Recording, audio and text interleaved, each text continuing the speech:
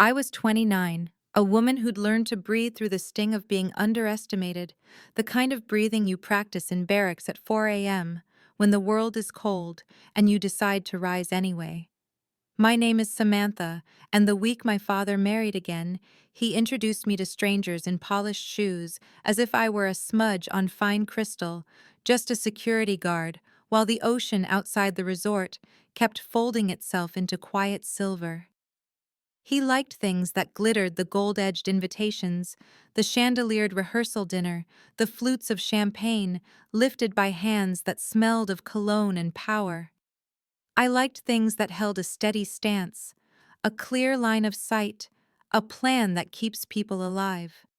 Somewhere between those two preferences, he and I had built a long, wordless distance. It wasn't that my life was small. 4 years in uniform had taught me the map of fear and the geometry of calm, how a crowd tilts when danger enters, how a room grows a second pulse. After the Army, I earned a criminal justice degree and worked my way into a senior role at a private firm that specialized in threat assessment. It was unglamorous in the way bridges are unglamorous. People only notice them when they fail. Dad noticed only what sparkled. He measured love in headlines, respect in job titles, worth in the weight of a last name. I learned to stop bringing my stories to him because he did not have a place to set them down. Still, I went. I wore a navy dress that fit like an apology I had decided not to make. My mother's voice rode with me in the taxi from the station, gentle, brisk, unbroken. "You answer to your own mirror, honey, not to his guests." The resort appeared in panes of glass and white tents, the sort of place where orchids pose as if they too had publicists. When I checked in, I watched men in linen talk about markets and boats, and I practiced the small, polite smile women practice when we know we're being weighed rather than welcomed. That night at the rehearsal dinner, Dad floated me from table to table like an object lesson in lowered expectations. My daughter. She took a different path, he'd add, and the shrug on different did the rest of the work. I counted centerpieces instead of introductions, water glasses instead of glances. A photographer, kind-eyed and privately amused, murmured that people who protect lives are the ones he's grateful for when venues go wrong. His humanity almost undid me, but I kept my posture. I have learned how to build a shelter from a straight spine and a steady gaze. Morning arrived bright as if nothing difficult ever happens in daylight. I ran the beach until my lungs stopped arguing with me. By afternoon, the garden had become a pageant of white chairs and expensive smiles, the aisle a river of petals and performance. I sat in the back row, where helpers usually sit, where you can see everything, because no one expects you to be seen. I watched Eleanor glide chandeliers translated into a person. I watched my father's face soften into something nearly human. I watched the way joy can dress itself in silk and still look like fear if you've never learned to trust it. Then the room, the open air, the guests, the hush shifted 1 degree, and I felt it in my bones, the way a barometer feels a storm. A server passed near the last row with the wrong kind of focus, the uniform not quite belonging to the body inside it. The eyes weren't serving, they were searching corners, first exits, second choke points, like a checklist. 2 others drifted in his orbit, moving with the practiced casualness of people who have rehearsed invisible choreography. It wasn't dramatic. It was off by half a heartbeat, which is where danger lives before it announces itself. You don't stand up and shout at the first shiver. You gather. You test the edges of a suspicion like a fence for loose wire. I rose to adjust my shoe, which is to say, I repositioned for a better angle. I traced the path the server took through the service entrance and followed with the boredom of a woman, not a threat phone in hand, shoulders loose. The corridor was a vein of stainless steel and hurried voices. I let a cart of glassware shield me as the man slipped into a storage room at the end. Moments later, the door opened and the 3 were speaking in low, efficient fragments that fell like metal times entrances numbers that made my stomach go cold. 4 more, east entrance after the vows. The math arranged itself without my permission. Too many guests, too few, Trained guards' valuables, displayed like targets a power grid, you could hiccup with a single switch textbook timing for a crew that knew the difference between panic and compliance. I moved. Quiet feet, quiet breath. I called the police. I found the security office, flashed my ID, and gave descriptions while the head of resort security weighed my certainty against the ceremony's expensive serenity. "We'll stage at exits. Keep eyes open," he said. "We can't disrupt the wedding on overheard pieces." I didn't argue with the word overheard. I argued with the clock. I asked about armed positions, radio channels, the east entrance. He asked whether I was armed. I shook my head. "Guest today," I said, and we both understood the faulty simplicity of that word. When I slipped back to my seat, vows were rising like gauze between two people I barely knew, and yet loved enough because they were human in my care. I scanned the perimeter. I found two uniforms that didn't move like hospitality. I watched a third man settle near the bar with the bulge of a mistake under his jacket. The police would take at least 15 minutes. Physics would take seconds. I caught Jenkins's eye and texted positions a quiet net cast across a widening sea. The music lifted. Applause spilled. Champagne flowed toward the moment everyone expected the kiss, the toasts, the requisite stories. But rooms have more than one story at a time. I could feel the other one standing up. Applause still rang in the garden like coins spilling on marble when the first shift in the crowd began. My eyes didn't move from the man at the bar. His posture was too still, like a hunter pretending to be a guest. I could feel the moment my father's world, the polished suits, the glittering chandeliers, the laughter was about to crack. I moved through the crowd as if to greet a cousin, my phone vibrating with updates from resort security. 2 men detained near the service corridor. 2 more at the east gate, radios buzzing. But 3 were still unaccounted for, including the man I had eyes on. I stopped beside a table of relatives who barely remembered my name and asked about the bride's dress. My lips smiled. My voice was steady. My pulse wrote its own language against my throat. Then it happened, too fast for ceremony, too slow for the heart. The man's hand dipped inside his jacket. I shouted before his movement became irreversible, my voice cracking open the polite air. Chairs scraped. Guests gasped. He drew metal, but I was already moving, shoving the nearest table into his path. Glass shattered into stars between us. My shoulder rammed his ribs as security converged, the gun clattering against the floor tiles like a verdict. The chaos was a chorus. My father's bride screamed. Guests stampeded toward exits they couldn't find. I barked orders to strangers as if they were my unit. "Stay low. Move, left hands on your kids." It wasn't instinct, it was muscle memory. Within minutes, resort security and arriving police had subdued the intruders. The air smelled of sweat, spilled wine, and the metallic edge of fear. But what froze me wasn't the danger, it was my father's face. He stood there, stunned into silence, watching his daughter, the one he'd called just a security guard, command the disaster like she was born from fire. His glass of champagne had tipped over, soaking the perfect white tablecloth, and for once he didn't care about the stain. He cared about me, but too late, too awkward, too fragile to mend with applause. Reporters arrived, summoned by sirens and the scent of story. Cameras flashed, microphones surged, and suddenly my face was in the news, the woman in Navy who had foiled a wedding day heist. Ex-Army guard saves hundreds, the headlines would say. My phone swarmed with messages from colleagues who'd once rolled their eyes at my caution. Old friends sent clips of anchors dissecting my every move. To strangers, I was a hero. To my father, I was an interruption in his script. Later, in the quiet of my hotel room, I watched the footage replay, each angle showing me as someone I wasn't sure I recognized, decisive, relentless, almost mythic. But inside, I felt only the old ache, the little girl who once held drawings up for her father's praise, who learned early that silence was safer than disappointment. Now the world saw me, but I wondered if he ever truly would. When he knocked on my door at midnight, I almost didn't answer. His tuxedo jacket was rumpled, his eyes glassy, his voice low. "Sam," he said, as if the syllable itself might break him. He stammered something about gratitude, about pride. But pride is fragile when it arrives as an afterthought. I listened. I nodded.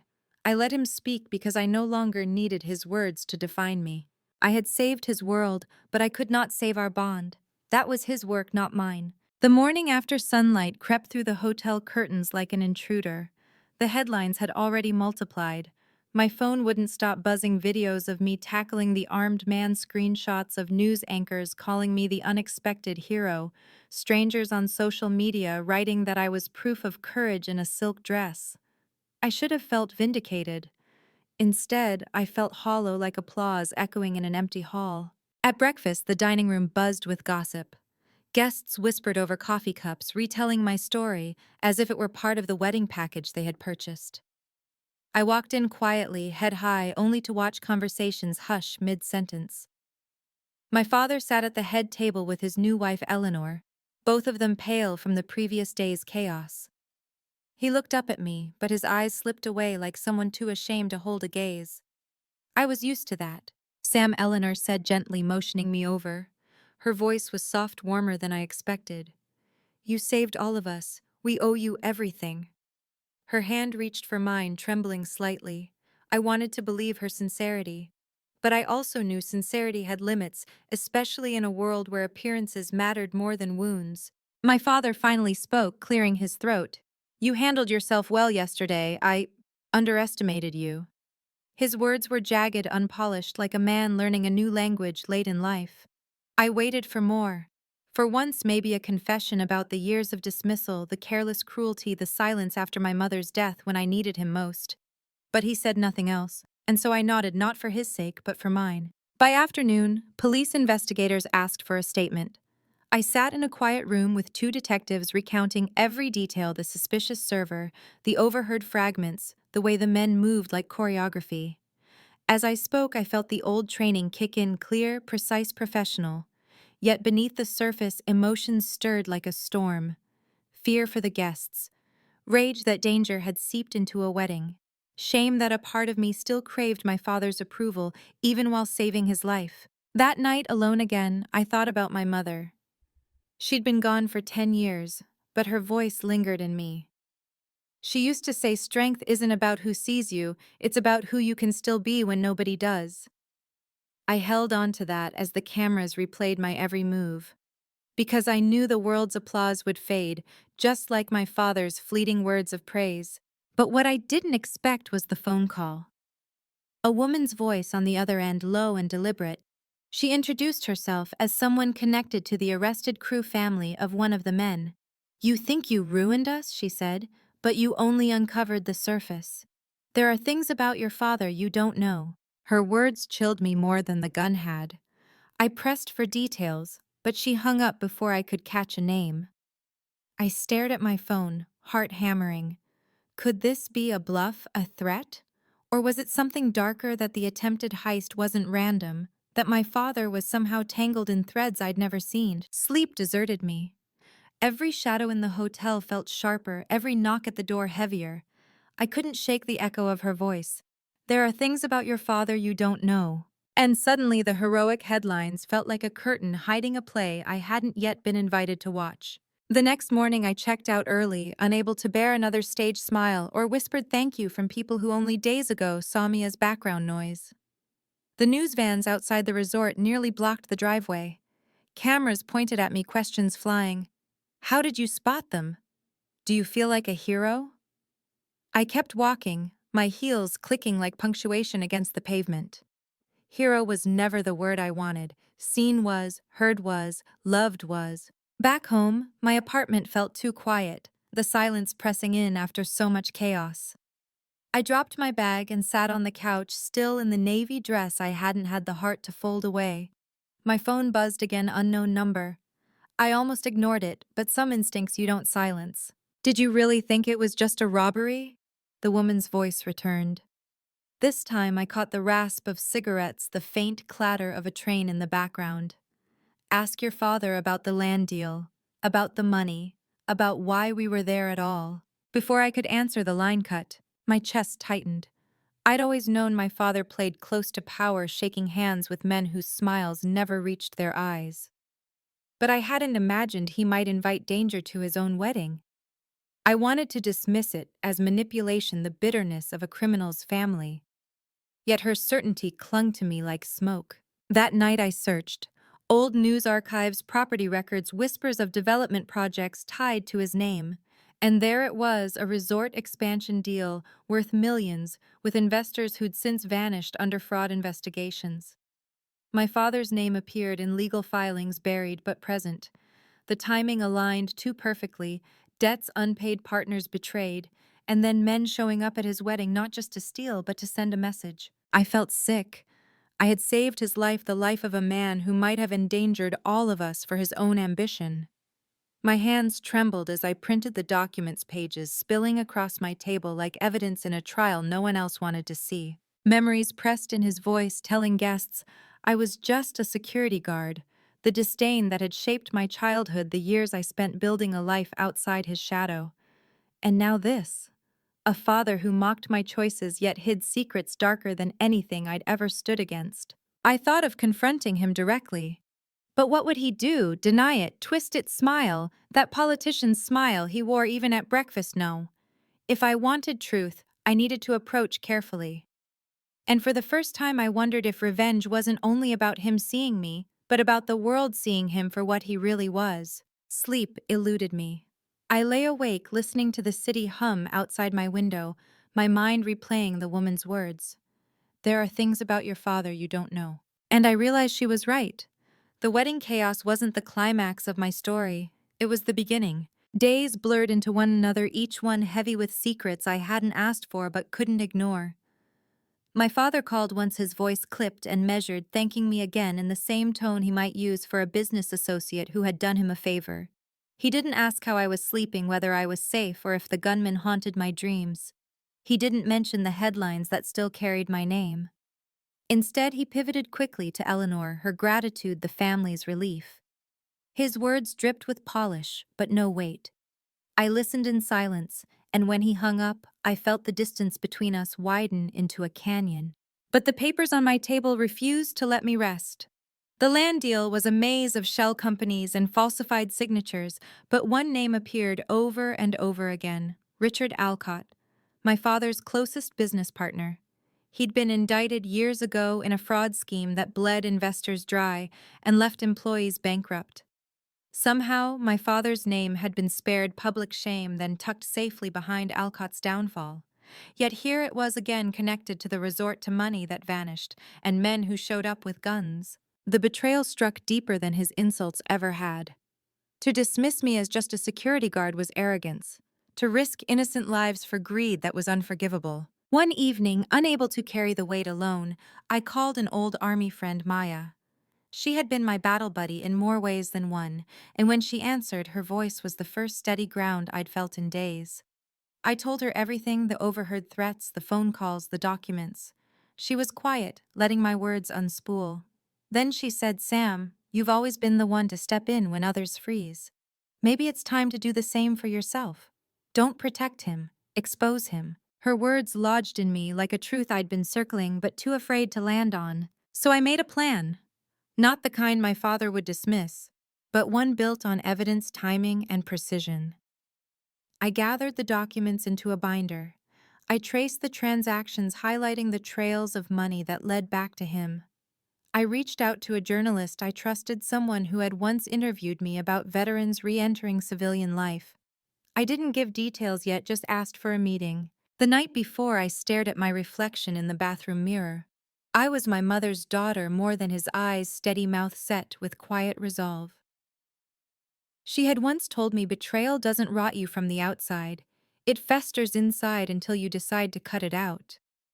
I realized that exposing him wasn't revenge for being belittled at the wedding. It was justice for the guests he endangered, for the people whose money disappeared, for the child I had once been, who deserved better than silence. When the day came, I walked into the newsroom with the binder clutched to my chest. The journalist listened as I laid out every page, every thread, every shadow my father had hidden behind. Her eyes widened, not with pity, but with recognition of a story that could shake foundations. I left the binder on her desk, my hands strangely light, my heart heavy but certain. For the first time in years, I didn't feel like I was chasing my father's approval. I was building my own truth, even if it destroyed his. Because some betrayals you survive quietly, others you burn into the world so no one else has to suffer in the dark. And this was the fire I was ready to start. Like, share, and subscribe.